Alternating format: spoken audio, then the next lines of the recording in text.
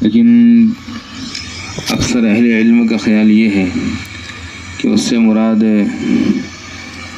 رمضان کا آخر عشرہ ہے۔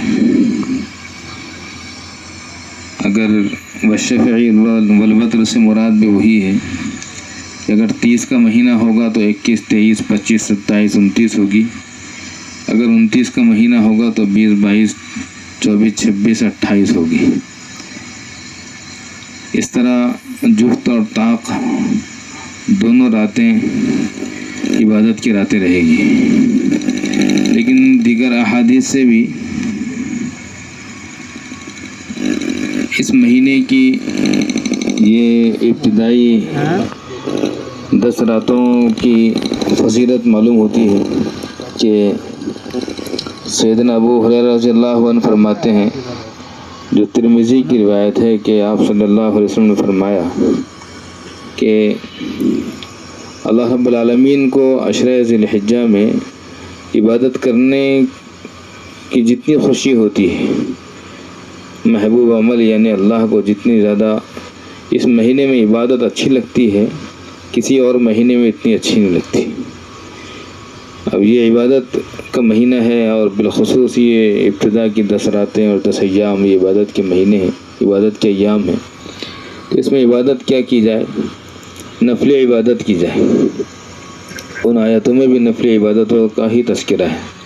ایک تو فجر کا تذکرہ ہے کہ وہ جماعت سے پڑھی جائے، تکبیر اولیٰ کے اہتمام کے ساتھ پڑھی جائے۔ ان قرآن الفجر کان مشہودا، کہ وہ فرشتوں کی حاضری کا وقت ہے، اس میں کثرت سے فرشتے حاضر ہوتے ہیں۔ دوسرے، رمضان کے آخر عشرے کی راتوں کا تذکرہ ہے، اور تیسرے واللیل اذا یسر سے تہجد کا تذکرہ ہے، اس میں بھی نفل عبادت کا تذکرہ ہے، اور اس میں بھی نفل عبادتیں کی جائے گی۔ نفل عبادتیں ہمارے بعض بزرگوں نے جو مخصوص طریقے بتائے تھے، اس کا مقصد صرف یہ تھا کہ اگر کچھ متعین کر دیا جائے گا تو لوگ کر لیں گے، ورنہ کوئی کچھ بھی نہیں کرے گا، اس لیے مخصوص طریقے بتائے گئے تھے، ورنہ نفل عبادتوں میں طریقے متعین نہیں رہتے ہیں۔ انسان کی طبیعتیں مختلف رہتی ہے، کسی کا قرآن میں دل لگتا ہے، کسی کا نماز میں لگتا ہے، کسی کا دعا میں، کسی کا ذکر میں لگتا ہے، اس لیے جس کی جس طرف طبیعت چلے وہ عبادت کرے۔ بہتر یہ ہے کہ نمازیں جماعت سے اہتمام کے ساتھ پڑھیں۔ اگر عشاء کی نماز اور فجر کی نماز جماعت کے ساتھ پڑھ لی جائے تو انسان پوری رات عبادت کرنے والا شمار ہو جاتا ہے۔ ان مہینوں میں ایک روزہ 1 سال کے روزے کے برابر ہے، اور ایک رات کی عبادت شب قدر کی عبادت کے برابر ہے، اور شب قدر کے بارے میں ہے لیلۃ القدر خیر من الف شہر، وہ 1000 راتوں سے بہتر ہے۔ اور کتنی بہتر ہے تو جو بڑے ہوتے ہیں ان کا بڑا بھی بڑا ہوتا ہے، ان کا بہتر بھی بہت بہتر ہوتا ہے۔ اس لیے اس رات میں شب قدر کا ثواب پانا تو بہت آسان ہے۔ ہمارے پاس 9 راتیں ہیں، 9 شب قدر ہے۔ آسان طریقہ یہ ہے کہ فجر اور عشاء جماعت کے ساتھ پڑھ لی جائے، اور اللہ جتنی توفیق میسر کرے اتنی نفل نمازیں پڑھ لی جائے۔ نفل پڑھ سکتے ہیں، لیکن نفل وہ لوگ پڑھیں گے جن کے ذمے کسی نماز کی قضا باقی نہ ہو، جن کے ذمے ظہر رہ گئی ہو، فجر رہ گئی ہو، کل کی ظہر نہیں پڑے، عصر نہیں پڑے، تو ایسے لوگوں کے لیے ہے کہ وہ اپنے نمازوں کی قضا کرے، وہ نفل نہ پڑھیں۔ نفل اوقات میں بھی، بلکہ غیر سنت مؤکدہ کے موقع پر بھی، جیسے عصر کی 4 سنت ہے اور عشاء کی 4 سنت ہے غیر مؤکدہ، وہ اس موقع پر 4 رکعت سنت کے بجائے 4 رکعت قضا اپنی نمازوں کی، فرض نمازوں کی قضا کرے۔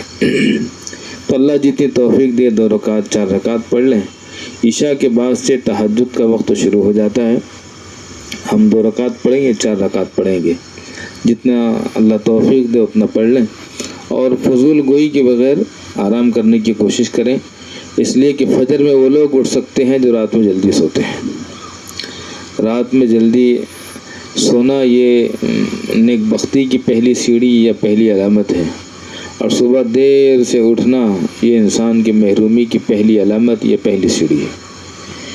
انسان جلدی سے سونا چاہے تو نہیں سو سکتا ہے، جلدی اٹھنا چاہے تو اٹھ سکتا ہے۔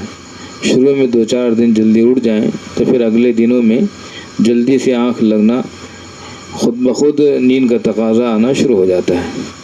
تو نمازوں کا اہتمام جماعت کے ساتھ خاص طور پر، اور فضول اوقات جیسے چوراہوں پر، بازاروں میں فضول اوقات ضائع نہیں کرنا چاہیے۔ یہ ایسے مقامات پر بغیر ضرورت کے آنے جانے سے جو ماحول مسجد کا ملتا ہے، عبادتوں کا ملتا ہے، جو نورانیت آتی ہے، اور وہ نورانیت کی وجہ سے جو عبادتوں اور طاعتوں کی طرف طبیعت کا میلان ہوتا ہے، وہ کیفیت ختم ہو جاتی ہے۔ بازار میں اگر ہم ضرورت سے جائیں گے تو کچھ نہیں ہوگا، لیکن اگر بازار میں بلا ضرورت جائیں گے، چوراہوں پر بلا ضرورت بیٹھیں گے تو ہماری کیفیت بری حد تک متاثر ہو جائے گی۔ کام کی بات کریں گے تو کچھ نہیں ہوگا، فضول بات کریں گے تو پھر من حسن اسلام المری ترکہ ما لا یعنی۔ انسان کی اچھائی کی پہلی علامت، اس کے کامل اسلام کی پہلی نشانی یہ ہے کہ وہ فضول باتوں سے احتراز کرے، فضول کاموں سے اپنے آپ کو بچائے۔ تو اس مہینے میں، ان 10 دنوں میں نمازوں کا باجماعت اہتمام کی فکر کریں، خود بھی کوشش کریں، اپنے گھر والوں کو بھی اس کی تلقین کریں، سمجھائیں۔ سب سے بڑی تلقین اپنا ذاتی عمل ہے، سب سے بڑی دعوت اپنا ذاتی عمل ہے۔ ہمارا عمل دیکھ کر لوگ خود بخود راہ راستوں پر آ جائیں گے، ہماری سچائی کو دیکھ کر لوگ سچ بولنے لگیں گے، ہماری آنکھ جھکانے کو دیکھ کر لوگوں کی آنکھیں جھک جائے گی، ہماری شرافت کو دیکھ کر لوگ شریف بنیں گے۔ ہم کسی کے گالی گلوچ کو برداشت کر لیں، چپ رہ جائیں، صبر کر لیں تو لوگوں کو صبر آنا شروع ہو جائے گا۔ ہماری ذاتی زندگی، ہمارا عمل لوگوں کے لیے دعوت بن جائے گا، اور یہ سب سے بڑی دعوت ہے۔ انسان عمل نہ کرے اور کہے یہ چھوٹی دعوت ہے، دعوت یہ بھی ہے، لیکن یہ بے اثر دعوت ہے۔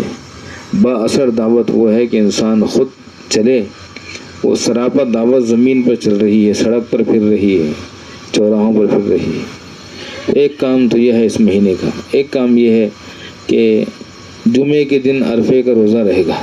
آخری درجے میں کوشش کریں کہ اگر ہم سے روزے رکھے نہیں جاتے تو آخری درجے میں کم سے کم عرفے کا روزہ تو سب رکھیں۔ جمعے کے دن کا روزہ رہے گا انشاءاللہ العزیز۔ حضرت شیخ الحدیث مولانا زکریا صاحب رحمۃ اللہ علیہ کے خلیفہ تھے مولانا یوسف مطالعہ، ان کے شاگرد بھی تھے اور خلیفہ بھی تھے، اور بڑے چہیتے تھے حضرت شیخ کی۔ انہوں نے خدمت بھی بہت کی، اور حضرت شیخ نے جہاں بھیجا وہ چلے گئے، جہاں بٹھایا بیٹھ گئے، جہاں سے اٹھایا اٹھ گئے۔ حضرت شیخ کے بڑے ہردل عزیز تھے۔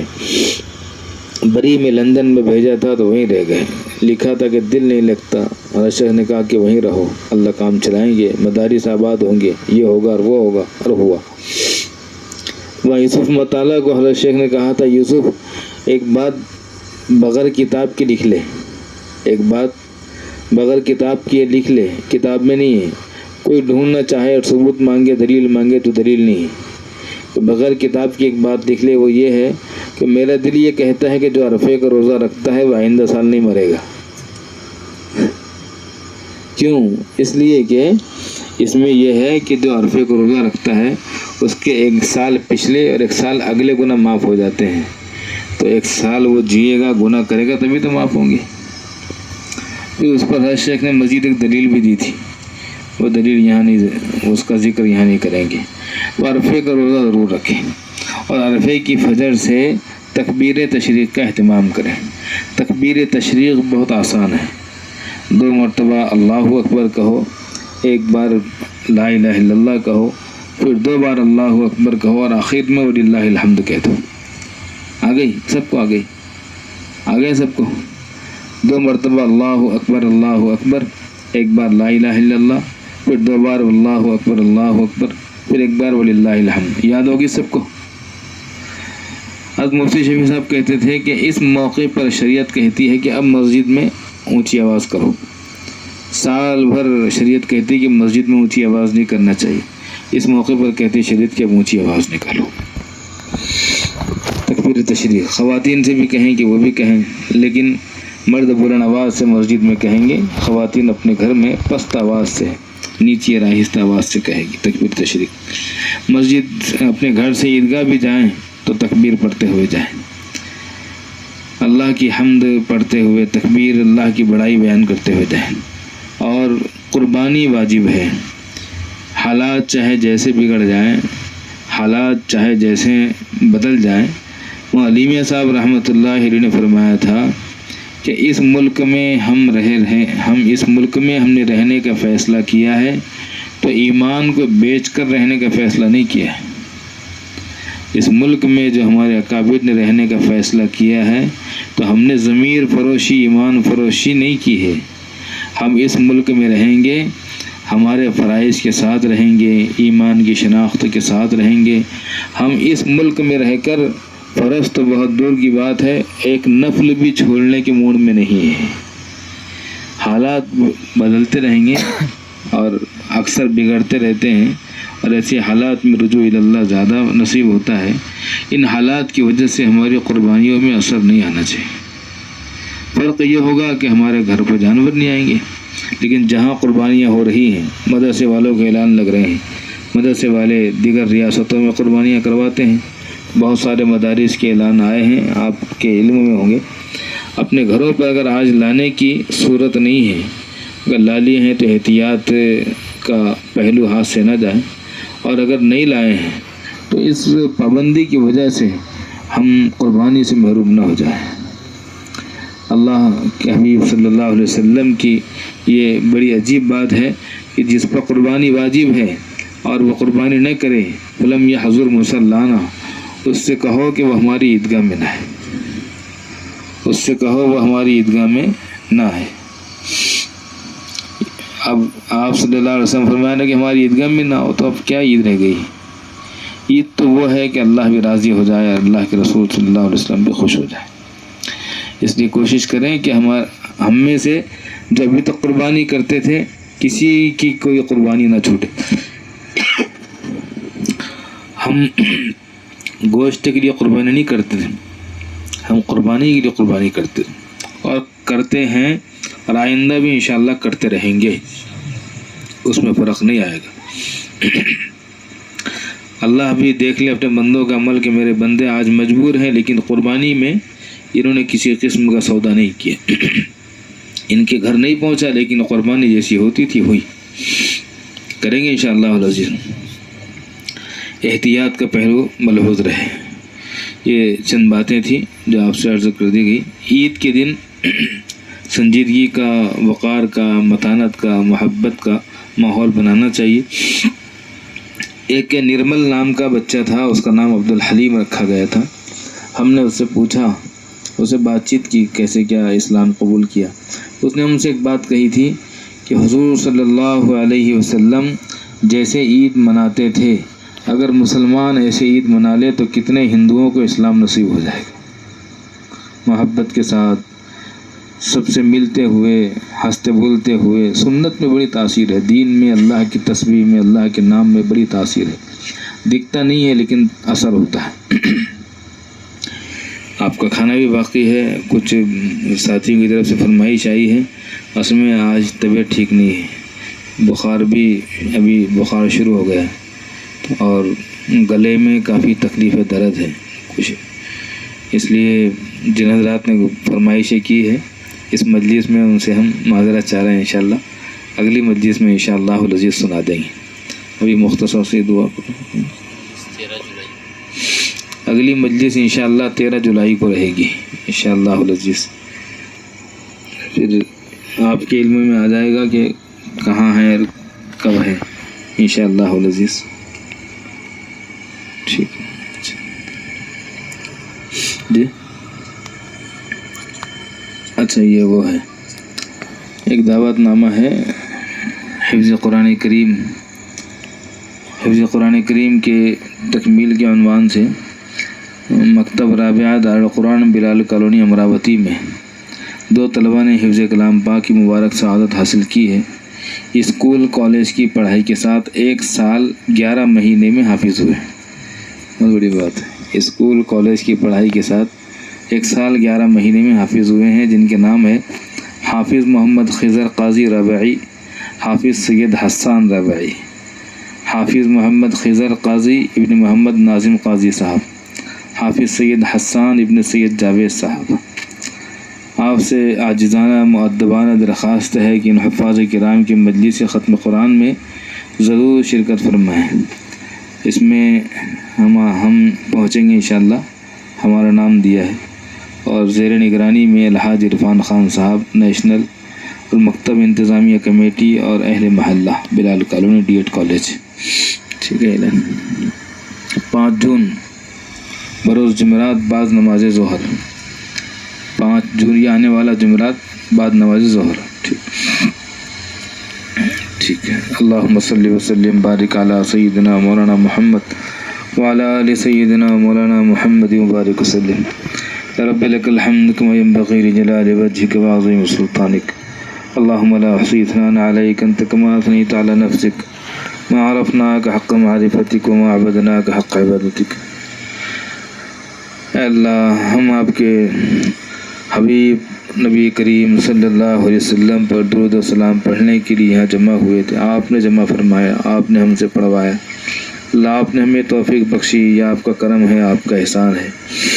اللہ اس کی برکت سے ہمیں تقوی طہارت کی زندگی عطا فرما دیجیے، اپنی محبت اپنی معرفت عطا فرما دیجیے۔ اللہ ہمارے دلوں کے زنگ ختم فرما دیجیے۔ اللہ اعمال اور عبادت کے شوق اور طاعت کا میلان عطا فرما دیجیے، اپنی محبت، اپنا تعلق، اپنی ذات سے نسبت اللہ آپ کا دھیان عطا فرما دیجیے۔ اللہ آپ کی بڑی نعمتیں ہیں، بڑے احسانات ہیں، بڑی نوازشیں ہیں۔ اللہ آپ نے ہمیں بہت معاف کیا، اللہ آپ نے ہمیں بہت نبھایا، اللہ آپ نے ہم سے بہت درگزر کیا، لیکن اللہ ہماری جو حالت تھی ہم جہاں کے وہاں رہے، اپنے فضل سے اپنے کرم سے اے اللہ ہمیں معاف فرما کر اپنے نیک محبوب مقبول بندے میں شامل فرما لیجیے۔ اے اللہ یہ سب آپ کے بندے یہاں حاضر ہیں، انہوں نے ہمیں ترجمان بنایا ہے، اے اللہ ان کی دنیا و آخرت کی تمام ضروریات کا تکفل فرما دیجیے۔ اے اللہ ان کی حاجات آپ سب جانتے ہیں، اے اللہ ہماری حاجتیں آپ ان سے واقف ہیں، اللہ دین و دنیا کی بھلائیاں عطا فرما دیجیے، عافیت دارین کے ہم سب طلبگار ہیں، عطا فرما دیجیے۔ ہمیں جو بیمار ہیں انہیں شفا دے دیجیے، جو بے روزگار ہیں انہیں حلال روزگار عطا کر دیجیے۔ کتنے لوگ نکاحوں کے انتخاب کے لیے پریشان ہیں، انتخاب فرما دیجیے۔ کتنے لوگوں کے ذاتی مسائل ہیں، اللہ کتنے لوگ بغیر گھر کے ہیں، کرائے کے مکانات میں رہتے ہیں، مالک مکان آتے ہیں، پھر ان سے کرائے کا مکان خالی کرنے کا تقاضا کرتے ہیں، پھر ان کے چھوٹے چھوٹے بچے پوچھتے ہیں کہ امی اب اپن کہاں چلے جائیں گے، ابا ہم اب کہاں چلے جائیں گے، ہمارے دوست یہاں رہتے تھے اب وہ ہمارے ساتھ آئیں گے کہ نہیں آئیں گے۔ اللہ آپ کے بندوں میں آپ کی بندیوں میں ایک بہت بڑی تعداد ایسی ہے، اللہ بہت بڑی تعداد ایسی ہے جو کبھی اس محلے میں کبھی اس محلے میں، روزگار کے سلسلے میں کبھی اس شہر میں کبھی اس شہر میں۔ میرے اللہ اپنے بندوں کے امتحان مت لیجیے، اللہ آپ اپنے بندوں کا امتحان مت لیجیے، اللہ آسانیاں عطا کر دیجیے، اللہ سہولتیں عطا فرما دیجیے، اللہ راحتیں عطا فرما دیجیے۔ اللہ آپ کے بندے آپ کے نام پر آپ کے گھر کو بچانے کے لیے، آپ کے گھر کی آپ کی مسجد کی حفاظت کے لیے اے اللہ ایک مدت سے اپنی نسلوں کو کٹاتے آ رہے ہیں۔ اے اللہ کتنی عید آ گئی، کتنی رمضان عیدیں آئی، کتنی بقرعید آئی اور چلی گئی۔ چند رات کسے کہتے ہیں اور عید کا دن کیسے ہوتا ہے۔ اے کریم پروردگار کتنے عیدیں گزر گئی، اے اللہ کتنے ماحول آئے اور چلے گئے۔ اے اللہ نسلوں کی نسلیں آپ کے نام پر فدا ہو گئی، قربان ہو گئی، کٹ گئی۔ اے اللہ جیتا جاگتا جگمگاتا ہوا شہر کھنڈر میں تبدیل ہو گیا۔ اے اللہ اب تو فلسطین مٹنے پر آ گیا ہے۔ اے کریم اے کریم اے کریم آپ ہم سے ناراض ہوئے، اللہ آپ کے بندوں نے آپ کو بہت ناراض کیا ہے، اللہ آپ کے بندوں اور بندیوں نے آپ کو بہت غصہ دلایا۔ اے اللہ آپ کی نعمتیں کھائی اور نافرمانیاں دکھائی۔ اے اللہ آپ کی بندیوں نے بے پردگی سے آپ کا مقابلہ کیا، آپ نے جن نوجوانوں کو طاقت اور قوت دی تھی انہوں نے اپنے ہی بھائیوں پر خنجر چلائے۔ اے اللہ جن کو آپ نے پیسے دیا تھا، اے اللہ آپ نے جن کو دولت عطا کی تھی، انہوں نے اسی دولت سے گانجا خریدا، چرس خریدا، شراب پیے۔ اے اللہ رنگ ریلیوں میں پوری راتیں بسر کی۔ کیسے رمضان، کیسی شب قدر، اور کیسی چاند رات، اور کیسی عید اور بقر عید۔ اے اللہ یقیناً آپ کے بندوں نے آپ کو بہت غصہ دلایا، لیکن آپ بڑے رحیم ہیں، آپ بہت زیادہ معاف کرنے والے ہیں، بہت زیادہ دیالو ہیں۔ اللہ بہت معاف کرنے والے ہیں۔ اللہ ہماری بھی مغفرت چاہتے ہیں، پوری امت کی مغفرت کے آپ سے طلبگار ہیں۔ ہم سب کی مغفرت فرما دیجیے اللہ، ہم سب کی مغفرت فرما دیجیے اللہ، ہم سب کی مغفرت فرما دیجیے اللہ۔ اس عید کو عالم اسلام کے لیے عید بنا دیجیے اللہ۔ اس حج کو عالم اسلام کے لیے سنبھلنے کا، صبرنے کا، اور اے اللہ آگے بڑھنے کا، اور مقام قیادت تک پہنچنے کا اے اللہ مہینہ اور عمل بنا دیجیے۔ حاضرین کی جائز شرعی حاجات کو اپنے فضل سے پوری فرما دیجیے۔ ہماری دعاؤں کو اپنے فضل و کرم سے نبی کریم صلی اللہ علیہ وسلم کی برکتوں سے قبول فرما لیجیے۔ ربنا تقبل منا انك انت السميع العليم وتب علينا يا الله انك انت التواب الرحيم وصلى الله تعالى على خير خلقه سيدنا مولانا محمد وعلى آل سيدنا مولانا محمد وبارك وسلم سبحان ربك رب العزة عما يصفون وسلام على المرسلين والحمد لله رب العالمين۔